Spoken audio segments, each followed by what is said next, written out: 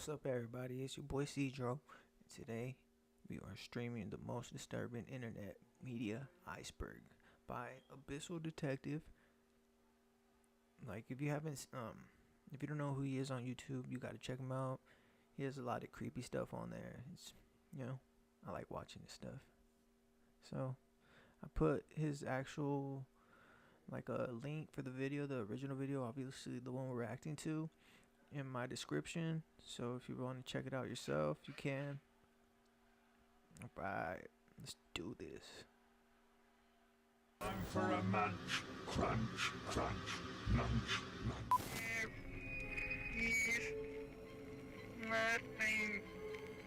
I eat little baby's ice cream. It keeps me young. It keeps me light on my feet. That shit gave me goosebumps, I'm not gonna lie. Let's start with the strange and slowly make our way to the most disturbing pieces of media on the internet. I made this iceberg myself, and trust me, this gets terrifying fast. Let's start at the tip of the iceberg. Level 1. Happy Tree Friends. One of the most well-known entries on this iceberg, Happy Tree Friends is an adult animated web series created by Aubrey Ancrum, Rode Montijo, and Ken Navarro. While I described it as well-known, infamous might be a better word for it, as Happy Tree Friends was created to be deceptively cutesy, almost obnoxious, before shocking its viewers with some of the worst, or best, animated gore you'll ever see. Yeah, Happy Tree Friends relies solely on its subversive shock value. Every episode follows the same formula of starting peacefully, pretending to be an edutainment cartoon, with their characters living their own lives, and ending with most or all of them dead. What leads to the violence and death on screen is usually something very minor. One of the characters trips and cracks its skull on a rock, or another one of them goes crazy and kills everybody. In true serialized cartoon fashion, there isn't much of a story that isn't introduced and resolved in the same episode. Once you get used to it, watching the show either becomes fun or you start dreading it a little. Some people can't turn away from all the gore, while others really enjoy it. And that's the genius of Happy Tree Friends. The web series aired its first episode on December 24th, 1999 on the Mondo Media website. The first two seasons were web series, with the third season premiering on Comic-Con 2006 as a whole television show. Happy Tree Friends lasted until 2017, airing a fifth season called Still Alive. The show's popularity waned over the years as people's humor changed to something more modern, but it was never truly forgotten. How could it be? The Kid and the Camera. The Kid and the Camera is a successful short horror film created by YouTuber Grumbled Inc. Entertainment. It was uploaded on January 15, 2023 and has since amassed 3.5 million views. The Kid and the Camera is also one of only 3 videos on Grumbled Inc. Entertainment, which is unfortunate as the creator seems highly talented. The Kid and the Camera tells the story of a boy named Kalen and the fairy-like creature known as Kipsneed. On his 6th birthday, Kalen received a photo camera and developed a love for photography. He took pictures of everything that caught his eye until one day his camera broke. Kalen was crushed and couldn't sleep, but that same night he was visited by the Kipsneed. Kalen is immediately skeptical of the creature. Kipsneed is able to silence his doubts by claiming that it was no stranger since it knew Kalen's name. I even know your name, Kalen. Kipsneed claims to know a place where Kalen's camera can be fixed, and all he needs to do is follow the Kipsneed into the woods. Yeah, Kalen agrees and follows the fairy deep into the forest. I won't spoil the ending since you can easily find and watch the original 7-minute short film for free on YouTube. But it's a very good watch, surprisingly well made and thought out as it builds tension with its quiet atmosphere. The short has a stop-motion animation and video quality style reminiscent of 90s children's shows. That adds another layer of horror, as any teenager or adult could see through Kipsneed's obviously creepy demeanor, but a child could be fooled by something or someone like him and end up as Kalen did. true. Level Very 2. true. Cursed Teletubbies hospital photo. You might have seen this photo before. A kid in a hospital bed. Bro, when I was small, I used to watch Teletubbies all the time. And, like, I was so obsessed with Teletubbies. My mom tells me all the time, you feel me? And, like, I even had, like, a gold chain that she gave me when I was, like, born. And, like, at the time, I think it was, like, McDonald's or something. And, like, they used to give out these little Teletubbies. And I would put them on my chain. And, like, if the way my mom would, like, discipline me was I couldn't watch Teletubbies. Or Sabumafu and shit like that. So, yeah. But Teletubbies, I love Teletubbies. But I hear a lot of crazy stuff about them. Surrounded by 4 of the creepiest Teletubbies you've ever seen. The Cursed Teletubbies photo is an internet classic that has been around for almost a decade now. Many people have tried to investigate further into it, but the trail always begins and ends in the same place. The image was first posted by user JF1984 in the r/creepy subreddit. The post has since been deleted. Speaking with JF1984 yields little more information. All we know is that he took a photo of it in the hallway of a British hospital. The photo was in a children's ward on a board titled Celebrities, Who's Visited Us. Trying to research elements in the picture also yields little to no results. We can extract from the image that the people sent to cheer this poor kid were probably using bootleg costumes. On the other hand, it's not like it's hard to make the Teletubbies appear creepy. The internet has taken notice of that, as this image in particular has been edited multiple times to appear scarier, not to mention how many Teletubbies-themed creepypastas you can find. The photo remains a mystery, as it should. Another unexplained thing added to the pile of weird, unsettling things you can find online. Sitting and Smiling. Sitting and Smiling is one of the most interesting video series you'll find on YouTube. Every Sitting and Smiling video is nothing more than 4 hours of endurance artist Benjamin Bennett sitting and smiling. Really, Benjamin has created and uploaded exactly 327 of these videos, 1,308 hours of non-stop smiling while staring right into the camera without saying a word.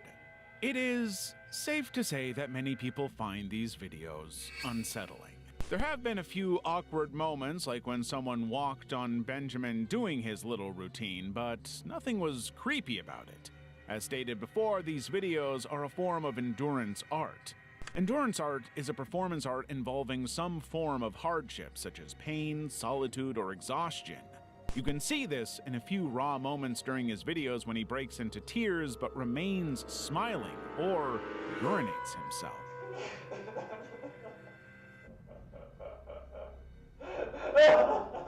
It's kind of hard to watch, but it shows Benjamin's commitment.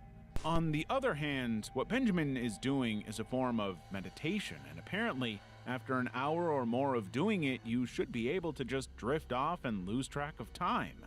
Now, that is if meditation works on you to begin with.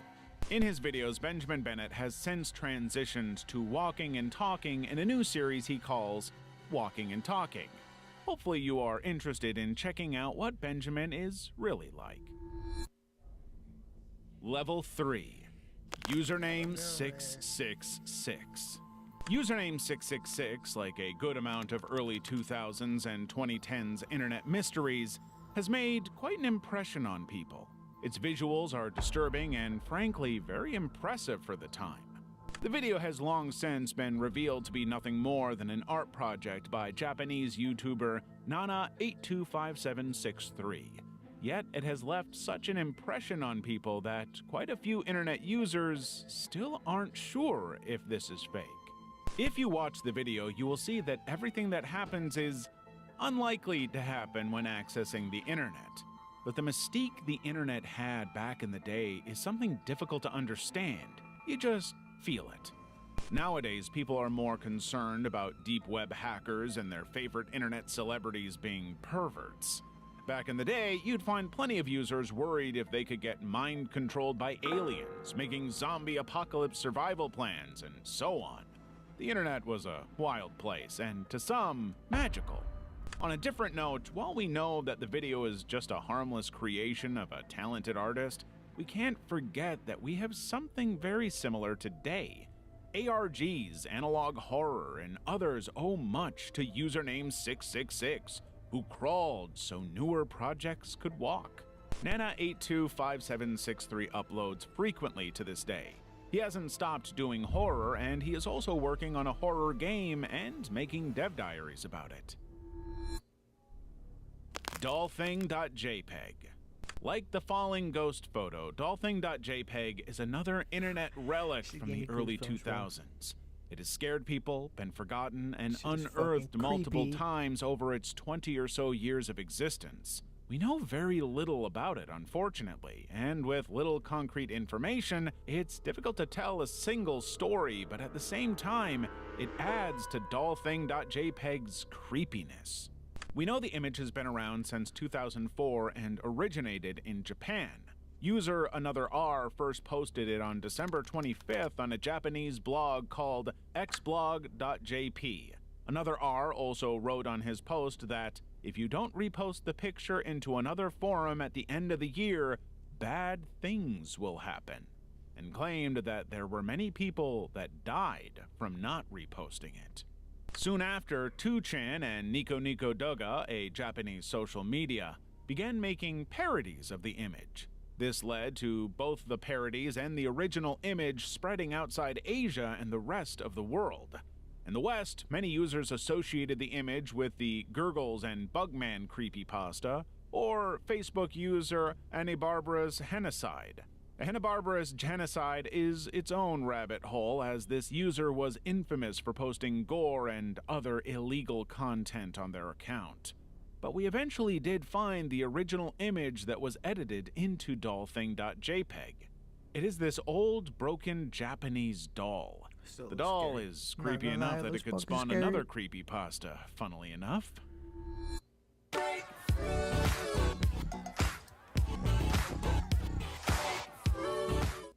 Teeth sensitivity is so common. It immediately feels like, somebody's poking directly on their nerve. I recommend Sensodyne. Sensodyne toothpaste goes inside the tooth and calms the nerve down. And my patients say, doc, it really works. I was injured in a car crash. I had no idea how much my case was worth. Call the Barnes firm to find out what your case could be worth. We will help you get the best result possible. Commercial free. Not that bad, I guess. We've double booked your weddings. What? He is using up all of our sunsets. Sorry for a little late. We're gonna go chaos, monkey. Not that bad. Relax.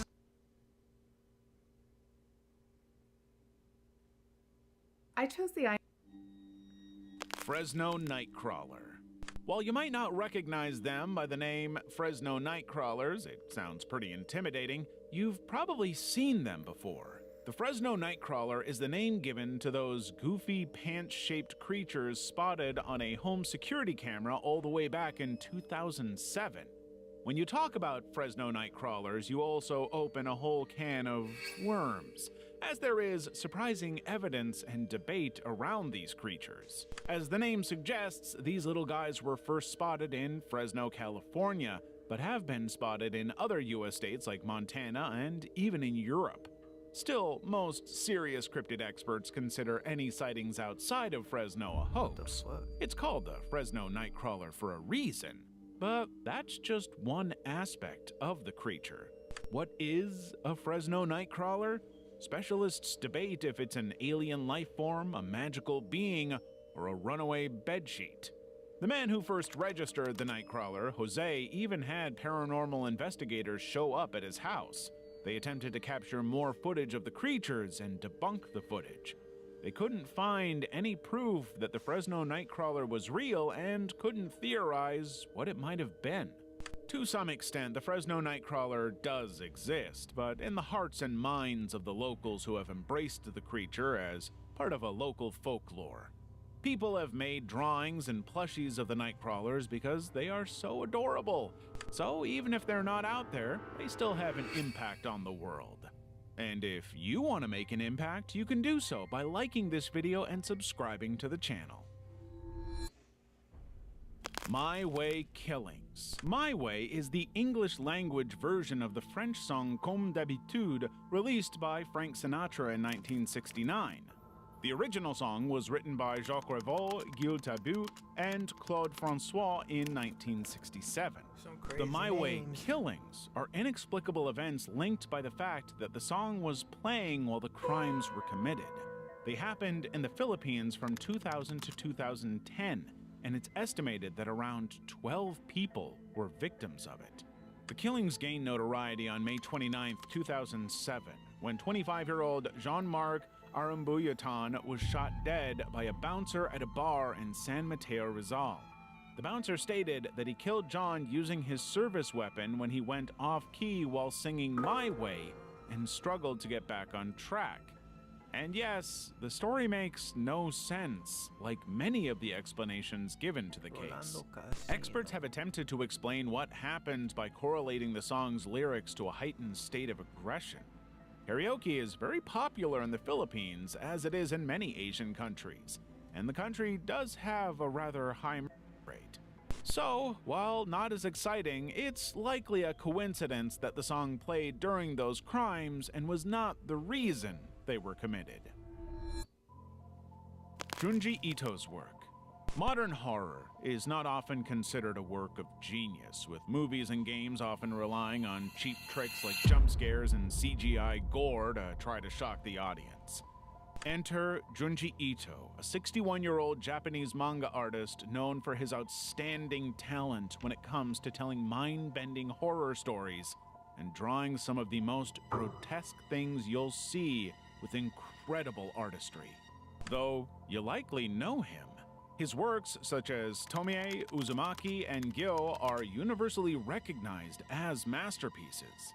Junji Ito was born on July 31, 1963 in Sakushita, Japan. He began his experience in the horror world at a very young age, with his first manga being Mummy Teacher by Kazuo Umetsu. He began drawing manga at the age of 4, taking inspiration from the works he read in magazines. He continued to draw as a hobby until he became a dental technician in 1984. In 1987, he submitted a short story to Monthly Halloween that won an honorable mention in the Katsuo Umetsu Prize. This story ran for 13 years and was later serialized as Tomie. From there, his manga career took off.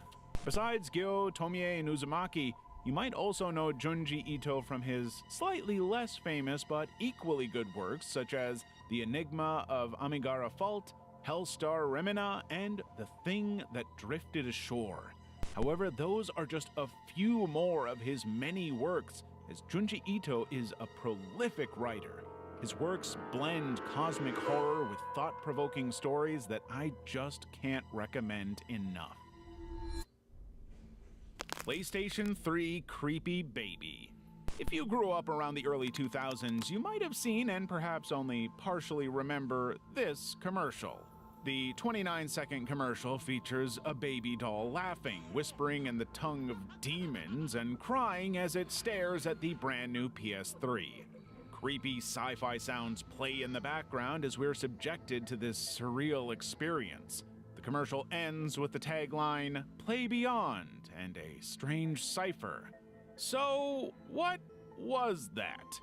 The ad was created by Sony's long-term partner TBWA, an international advertising agency known for its imaginative commercials. TBWA has been producing weird and sometimes disturbing stuff like the crying baby commercials since the 90s, and the PS3's marketing campaign was nothing out of the ordinary for them. Inspired by an art exhibition called Ecstasy in and about altered states, they aimed to create ads that would capture the viewer's imagination using surreal imagery. And that's what they did. The creepy baby is meant to symbolize all the feelings interacting with the PS3's high-tech features could elicit in a human being. Turns out that what it elicited in many of us was fear, and created a few repressed memories. But it must have sold quite a few PS3s. Level 4. Real Demons Caught on Tape. Real Demons Caught on Tape is an internet oddity that exists in two forms: the original video and part of a movie. Originally posted by Chester Tyler 714 on January Watching shit 29, like that gives me 2009, goosebumps the video bad. shows hands coming out of the walls and ceiling of a dark room before an entity you can made see out that. of the same hands jump scares the cameraman. The video is 1 minute long, and in the description, the uploader claims that it is actual proof of the supernatural. But is it really? Well, there is a movie from 2012 called VHS that features a segment that is eerily similar in style and quality to the paranormal activity seen in Real Demons Caught on Tape. It was created by Justin Martinez and many other talented people. Someone asked him about Chester Tyler 714's video. The video had been featured in a Cracked article, and Justin had this to say: "I was pretty blown away by that. The video is 4 years old, and in their opinion, nothing has beaten it." While not explicit, it does confirm that it is Justin's creation. We don't know how Chester Tyler 714 got his hands on it or where it originated. That's wild. But the video was featured on Adult Swim's Off the Air, where Justin is credited as its creator. But yes, it's just CGI and a lot of creativity. No demons were hurt during the making of this video. Japanese Kleenex commercial. This Japanese Kleenex commercial, dubbed the Ogre Baby commercial, features actress Keiko Matsuzaka and an unnamed baby dressed as an Oni. Oni are ogre-like creatures from Japanese mythology. The commercial consists of Keiko and the Oni baby investigating a box of Kleenex tissues, Keiko playing with the baby and the wind blowing a tissue away. The song "It's a Fine Day" by Jane plays in the background, making the commercial weirdly soothing. After watching and describing the commercial, is it really that scary? Sure, it's weird, but there's nothing wrong with it. But don't let that apparent harmlessness fool you. Some people on the internet got unnerved by it. Stories about the commercial being cursed have since surfaced. Rumor has it that the commercial will become a satanic nightmare if you watch it at midnight, and that Keiko Matsuzaka died shortly after participating in it. I watched it at midnight and haven't seen anything different, nor has Keiko died. Keiko Matsuzaka is alive and well. I couldn't pinpoint a source of origin for any of those claims, but since the commercial is Japanese, I expect their origin to be lost in some Japanese blog from the early 2000s. The whole thing doesn't make much sense and quickly falls apart with some simple research and experimentation. It could be that I'm already too cursed from doing all the other demonic videos I've watched.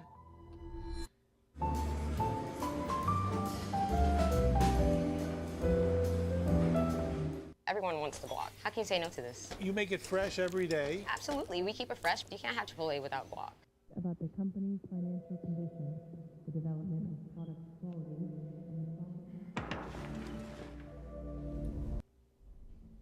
Canal 5 Mexico. Canal 5 is a Mexican television network owned by Televisa Univision.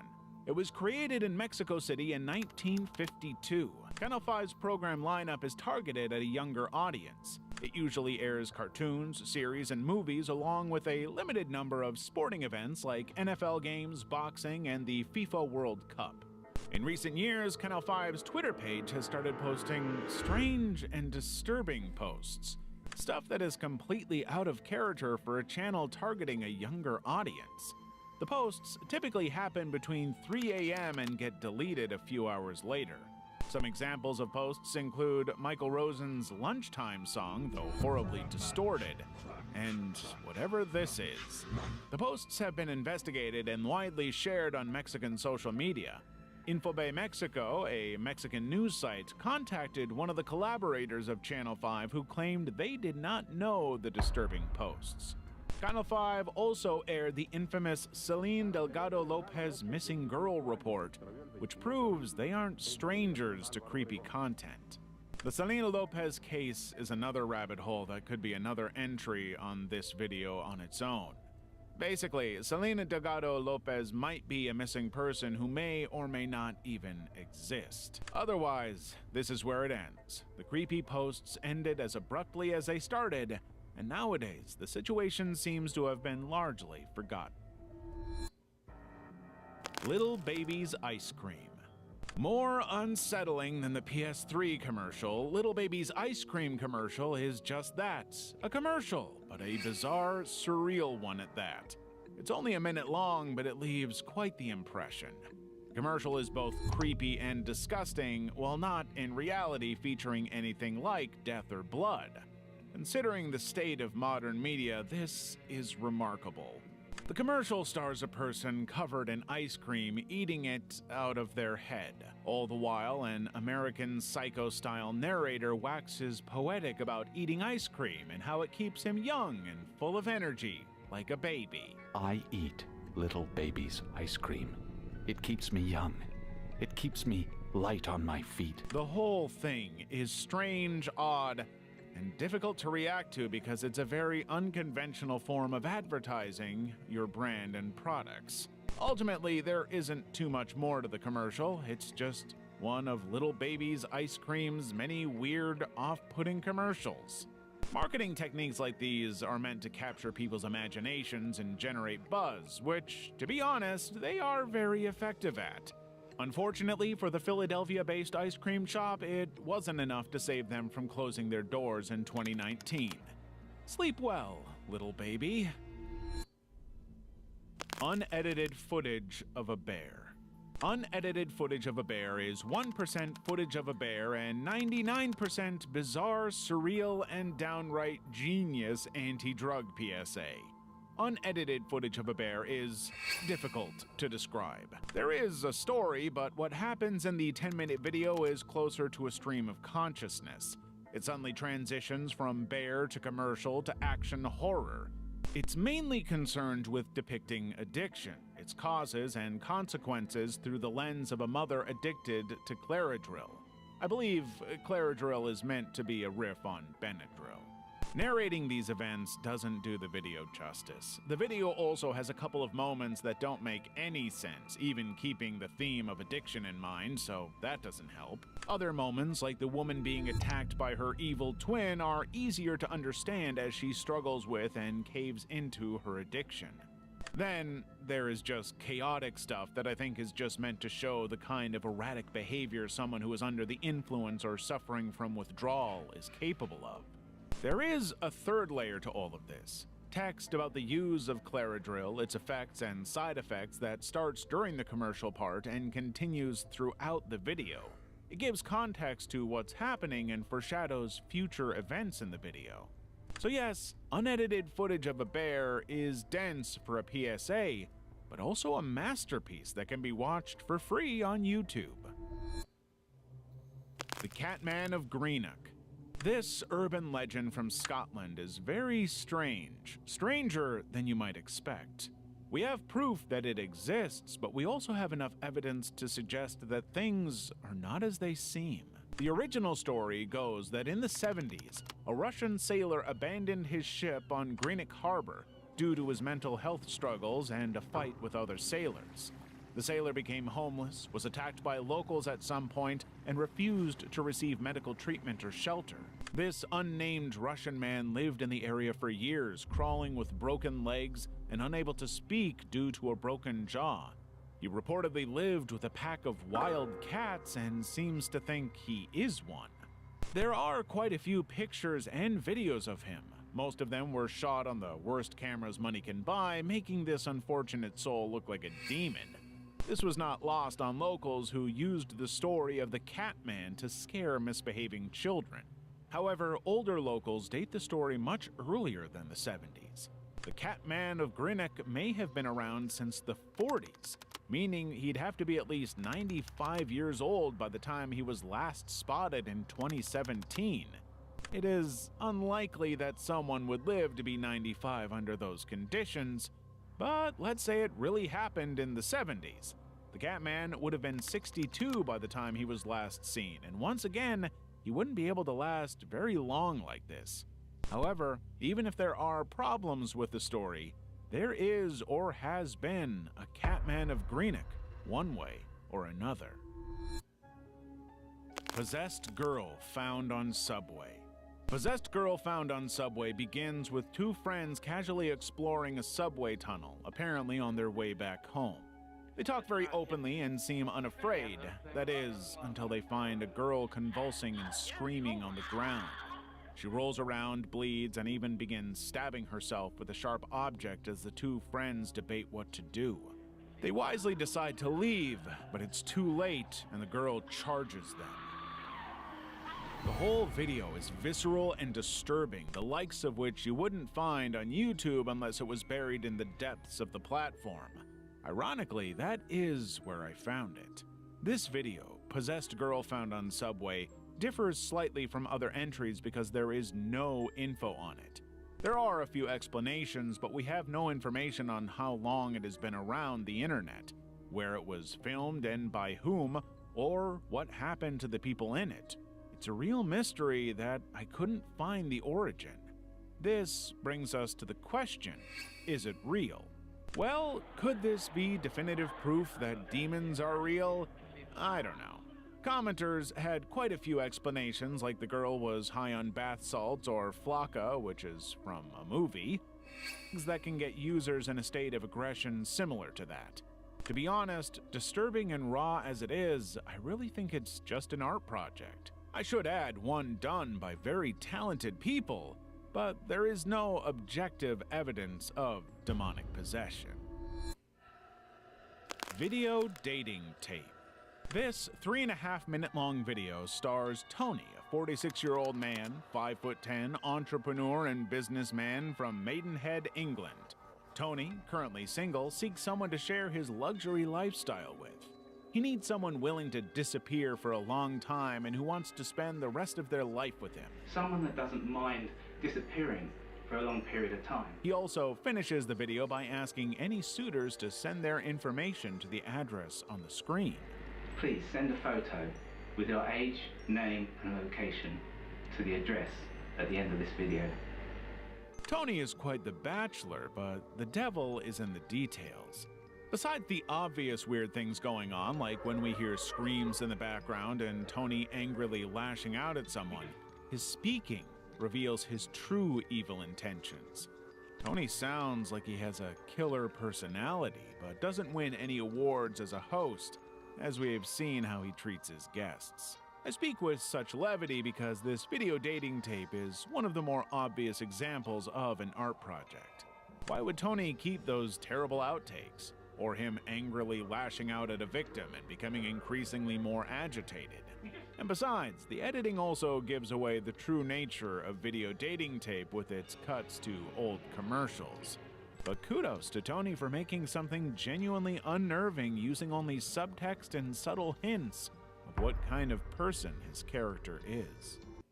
With Asana, you can drive clarity and impact at scale by connecting work and workflows to company-wide goals. Asana, a smarter way to work. Try it for free. Introducing the Slimulator, a fake game where you can be a Slim Jim. Buy a real Slim Jim today. Some of the craziest people are the people that you probably know. And is everything all right? You it's are just, great divers. You how don't would you leave me say, alone. like Two-Face, basically. Not really Two-Face, but they got two This is a classic got up too fast from tying your shoes back injury. Not to be behind closed doors. Transfiguration. Transfiguration is the name of a performance by French artist Olivier de Sagazan, where he covers himself in clay and molds the clay on his body. While not very scary in context, it's still kind of creepy. Olivier does get a little intense while doing it, and he also molds some weird faces, though that's probably because he can't see or breathe with clay on his head. When he can see, what he makes is straight up nightmare fuel. Out of context, this could be confused with a serial killer's routine. Olivier de Sagazon's art is mainly focused on the human body, its inner workings, and what happens after it all stops: death. His performances all have this strange theatrical quality while also being a raw expression of humanity. In some of them, he even goes so far as to set parts of himself on fire, though clay and mud protect his body from burns. His sculptures often look like rotting carcasses and definitely aren't for everybody, much less people with weak stomachs. Olivier has a YouTube channel and a website where you can see more of his work and learn more about him if you speak French. I recommend checking out his stuff if you enjoy alternative ideas of aesthetics and beauty. Level 5. Creepy PSAs. We've all seen this one before, a creepy, gut-wrenching, and violent public service announcement. These are meant to get a message through supposedly thick skulls. Some go above and beyond and are legitimate nightmare fuel made worse because you often don't expect it, and they tend to be well crafted, unlike some cheap jump scares you'd see in modern movies. While pretty much every country has its collection of PSAs that could easily be included here, this entry would be too long to list that many of them, so here's a selection of some of my favorites. Top Chef is straight up awful to watch. It features what must be a frighteningly common workplace accident in restaurants, actual blood-curdling horror derived from something very plausible in that scenario. Slipping on the floor and have boiling water you're carrying burn your exposed skin. The Tape's story is different because it tells a bit of a story. It draws parallels between a worker and a piece of tape that was left to patch up some kind of high-pressure pipe. The PSA ends without any graphic depiction of violence, but it's so sudden that the tape bursts when someone is walking by. What gets you, besides how sudden the PSA ends, is imagining just what kind of injury something like that would cause. They didn't show it in a PSA video, so it's probably straight up horrific. This British PSA called Judy Knew Her is special, if so to say. It's set up like a horror movie where you think Judy and her family might be by the person in the van, only for it to hit you with a switcheroo right at the end. And it's not obviously a PSA, so you could watch that on TV and get an actual scare seeing something this suddenly horrifying. Lack of red paddocks causes imminent splats is a French commercial about, well, a man getting crushed by unsecured industrial machinery. This one was rather subdued for a PSA, and the dummy they used was pretty comical too, so that's why I like it. It's a definite change of pace for PSAs to try and shock you, but also appeal to you in a different way. I just don't know if it was intentional. But hey, that's one way to get your point across. Dining Room or There Is Nothing. Created by YouTuber David Earl, Dining Room or There Is Nothing is something. The imagery is creepy. The doll-like lady and the hellish fire outside will give you the chills, but its message makes it truly unnerving and scary. Exactly 1 minute long, the video has the doll lady saying something incomprehensible, face-planting, and getting back up as if the footage was reversed. She now says, "There is nothing." According to the creator, this is meant to be an existentialist message, one of hopelessness conveyed in a very interesting way. This is what makes this video special. It's not only meant to be scary, but also soul-crushing. Death is inevitable, but the uncertainty of life is balanced with the idea that maybe death is not the end. In Dining Room or There Is Nothing, death is the end. This video has become more famous for being taken out of context and scattered in places around the internet to make it look like someone unearthed some kind of demented movie from the abyss. You might even have seen it before by yourself in compilations or being horribly overreacted to by another YouTuber. Oh! To some extent, it's scarier when you actually know what it's about than when you don't. Obey the Walrus. Obey the Walrus is bizarre. Bizarre in a way that you don't often see on the internet. The video, which is 1 minute and 20 seconds long, first appeared on YouTube in 2007, posted by the now deleted channel Obey the Walrus. The video features an animated image of Andros from Star Fox, some psychedelic patterns, and footage of American drag queen Goddess Bunny. At the same time, a Spanish rendition of The Itsy Bitsy Spider plays in the background. And in the end, we are confronted with it, a PNG of a normal walrus. What even happened? That's a good question. Nobody knows, and the internet at the time wasn't ready for the walrus. Obey the Walrus became huge and went on some sort of power trip, creating a cult of personality around themselves, going rogue, and resulting in what can be called a YouTube Greek tragedy. The video itself became the subject of much speculation as it was erroneously attributed to a cult called La Morsa, the Walrus, which was just made up. So ultimately, Obey the Walrus was a huge mess. It's hard to talk about it because there's not that much to say about it.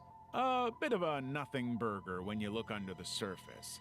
And there are also only so many ways to say that the creator was a horrible, horrible person with an inflated ego.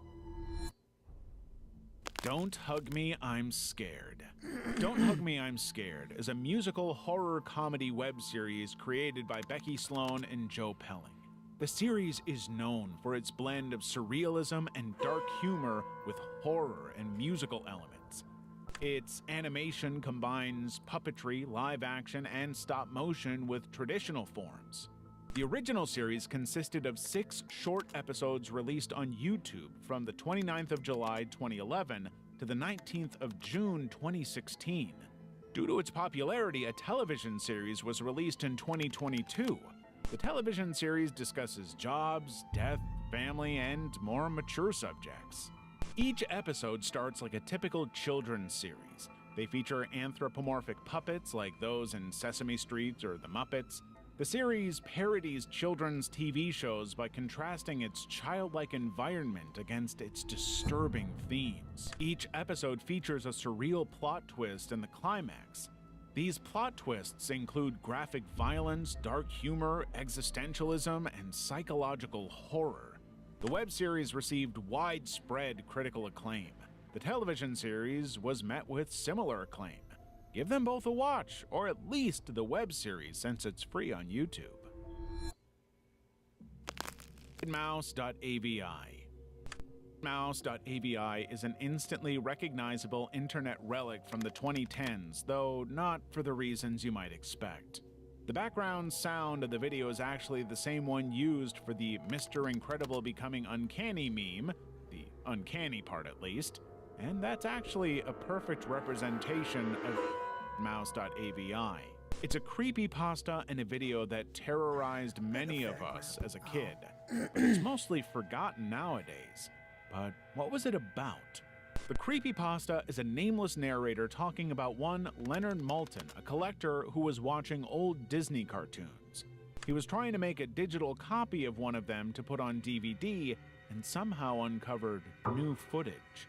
Dark, twisted imagery of Mickey walking around aimlessly as hellish screaming and wailing filled the otherwise silent cartoon, and the quality of the film degraded.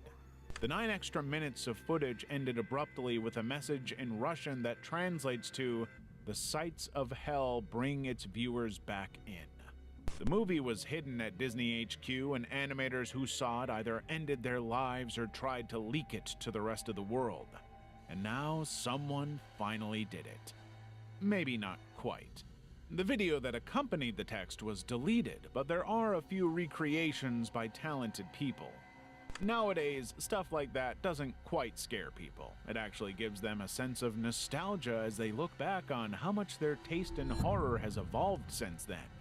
But hey, Mickey Mouse is now in the public domain, so nothing stops you from making a depressed, evil version of him.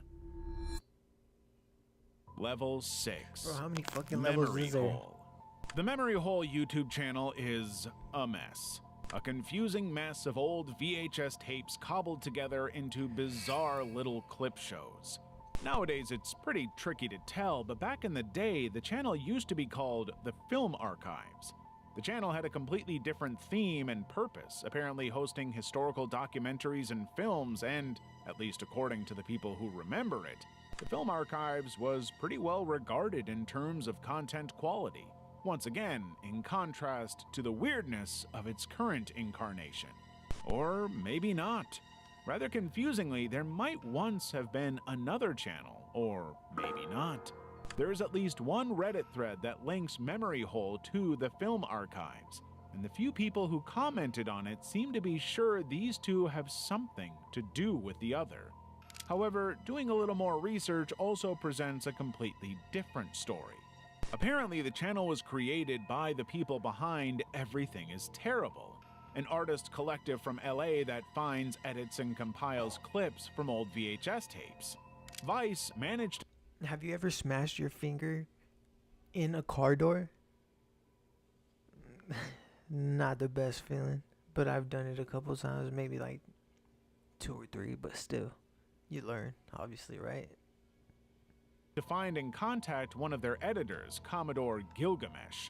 The Commodore gave them an interview in which he pretty much explained everything and dispelled any doubts you could have about the channel. The memory hole, much like Everything is Terrible, it's just a place where they store edited footage from old home videos the team had access to.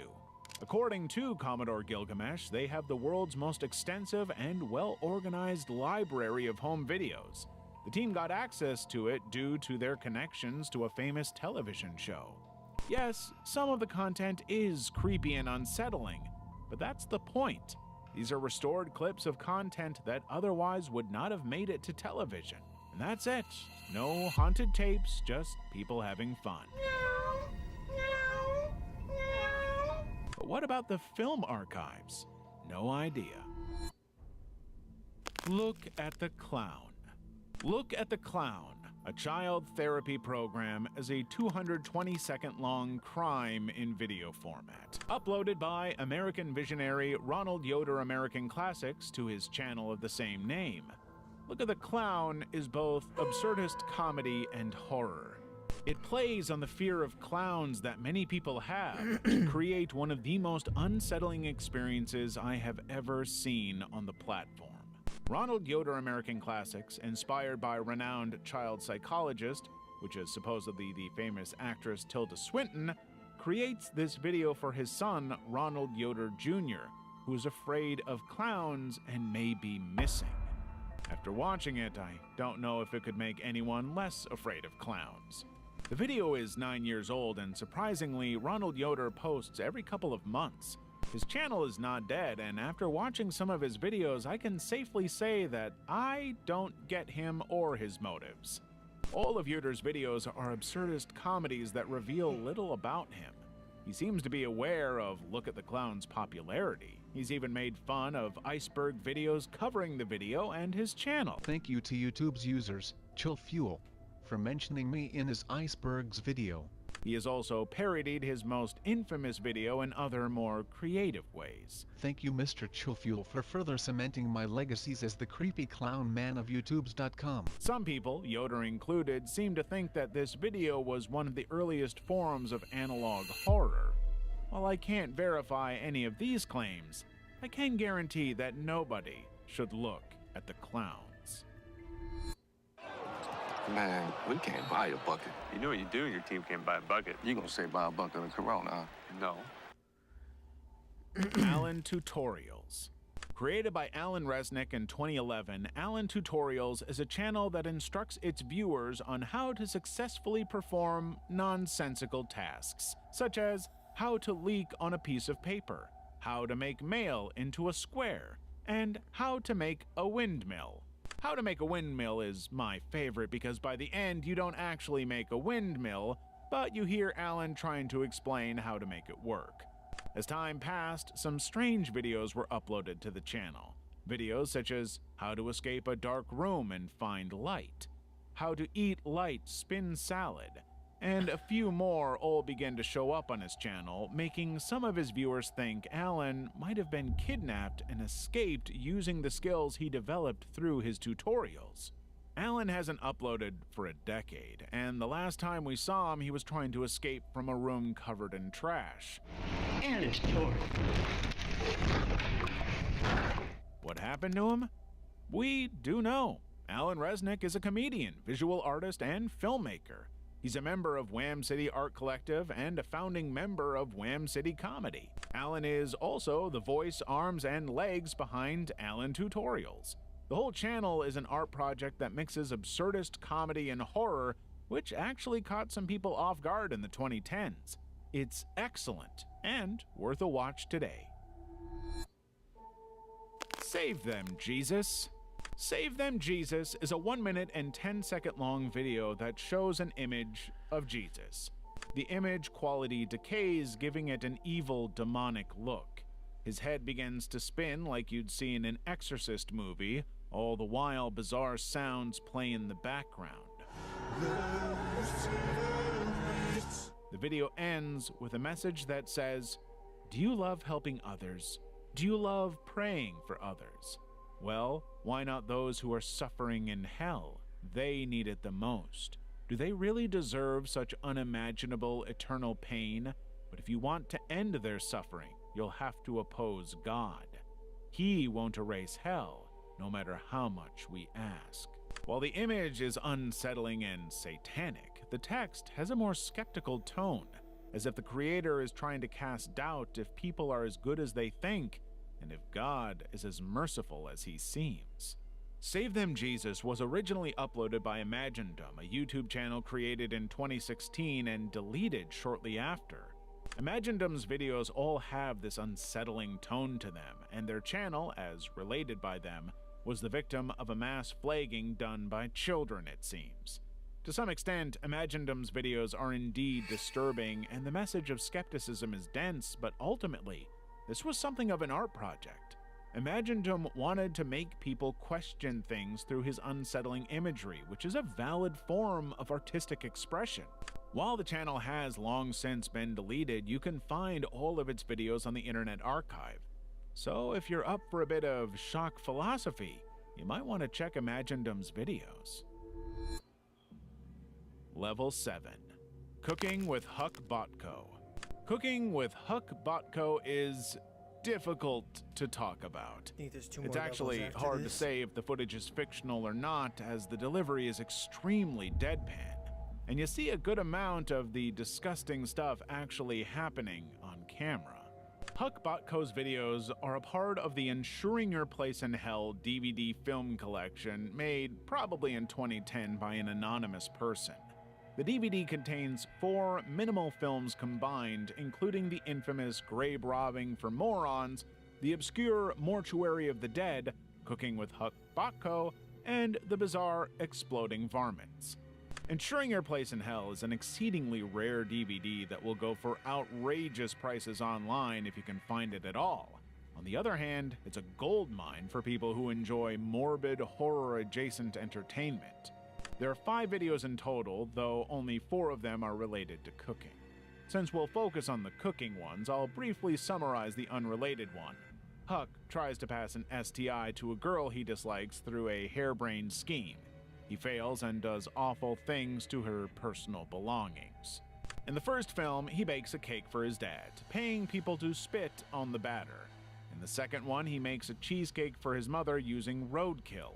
In the third one, he makes a fruitcake for his sister using contaminated human blood and gives it to her during a party where many other people eat it too.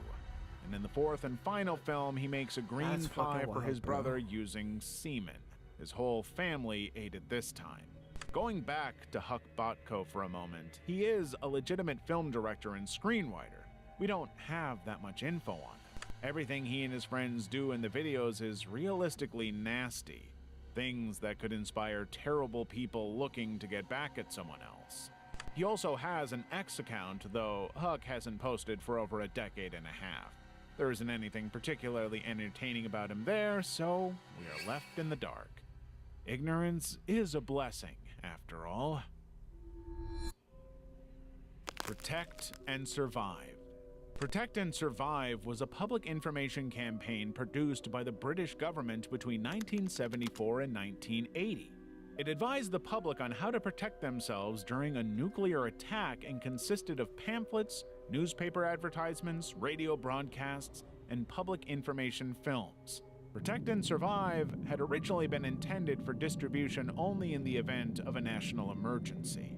Protect and Survive was adapted for television as a series of 20 short public information films. The films were classified and intended for transmission on all television channels if the government determined that a nuclear attack was likely within 72 hours. Richard Taylor Cartoons produced the films, which were ready for use by at least 1975. The episodes are similar in content to other material produced by the campaign. It's unclear how, but people did manage to get our hands on some of the material. Pamphlets and the 48-minute film have all been unearthed and have since become culturally significant in the UK. Produced during the height of the Cold War, the videos have a certain sterile and eerie tone. Unsettling the viewer is definitely intentional as a way to capture the viewer's attention. While nowadays they are compared to analog horror, these are legitimate guides. They'll teach you how to deal with anything from how nuclear fallout works to disposing of bodies. Watching the videos has a sobering effect. It reminds us how easily the world we take for granted could be taken from us. It's grim. Paris Catacombs footage. This 1-minute video has been around the internet since the early 90s. Perhaps one of the oldest internet mysteries, the video shows a person walking around the catacomb tunnels. As he explores the place, you get a sense that they are growing increasingly uneasy before they start running and drop their camera. The last thing we see is the person, apparently a man, running away. The camera was apparently found by another explorer in one of the deepest parts of the catacombs, still functional. The person who found it, however, is unknown. While the video has fascinated many internet and real-life detectives, there is nothing to prove its authenticity. There's no evidence to suggest that someone got lost down there and recorded their final moments before disappearing. What precious little we have indicates it's just some sort of art project. The only verifiable thing is that, due to the lack of graffiti, the person has to be pretty deep inside the catacombs. Otherwise, anybody could have filmed themselves exploring, running away, and cutting the part where they come back for the camera. The catacombs beneath Paris are a grim place, to say the least. The bones of 6 million dead people line its walls and litter the ground. Death is everywhere, from alcoves with entire skeletons to bones turned into macabre decorations. The tunnels that would one day make up the vast underground network of tunnels beneath Paris have been around since the 6th century. The catacombs would take the function we know them for today around the 16th century, when Paris cemeteries overflowed with human remains. The catacombs have been a source of myths and urban legends ever since. To some extent, this footage is just a modern version of old stories. What's that one movie? I can't remember. So Far Below or something like that. That movie, if you haven't seen it, you should watch it. It's pretty good. It's about like the catacombs and stuff underneath. And I'm assuming it's the people supposedly that found that camera, because in that part, in a part of the movie, they find a video camera in it. So, yeah, if you haven't seen it, watch it. I won't say nothing about it. I won't spoil it. But anyways, I appreciate you guys watching this with me. And until next time. Thank you guys. Appreciate you. Oh, like and subscribe. I'd really appreciate it. Thank you guys.